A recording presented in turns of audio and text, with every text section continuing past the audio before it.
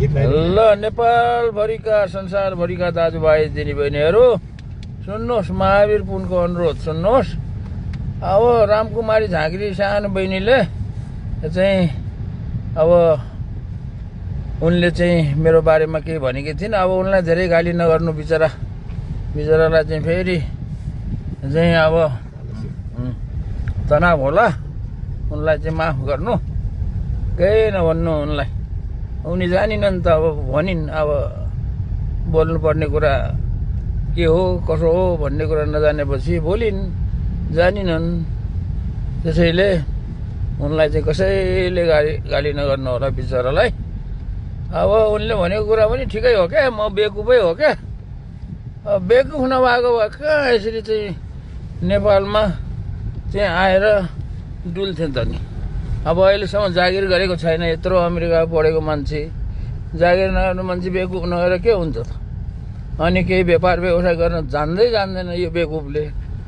अनि चाहिँ अब खेती किसान गर्न केही जानेकै छैन, त्यही डुल्नु मात्रै जानेको छ है। गाउँ डुल्ने, गाउँलेहरूलाई सघाउँछु भन्ने, गाउँलेहरूले जे दिन्छन् खाने, जहाँ सुताउँछन् सुत्ने। अब यस्तो मान्छे बेकुफ नभएर के हुन्छ?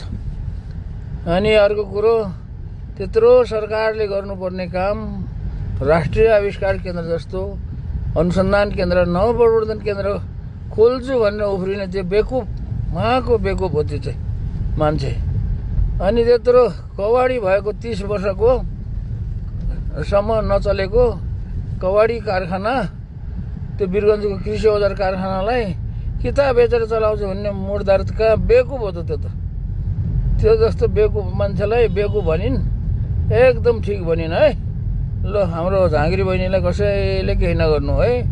अब हुँदा त अब ल केही राजनीतिको र पनि नजान्ने मान्छे उहाँ सांसद भएर चुनाव उठेर सांसद हुन्छु भनेर उठाएको छ। यस्तो बेकुफ मान्छे पनि के अरे, यस्तो मान्छेलाई बेकुफ नभनेर के भन्ने त? एकदम ठिक भनेकी छिन् है। उहाँ त धेरै जान्ने सुन्ने जत्रो विद्वान बहिनी हुन् नि त। म जस्तो बेकुफ कहाँ छिन् र? ल है साथी हो, कसैले गाली नगर्नु होला। ल धन्यवाद छ, मेरो विनम्र अनुरोध हो है त। ल साँच्चै हो, मैले ढाँटेको छैन।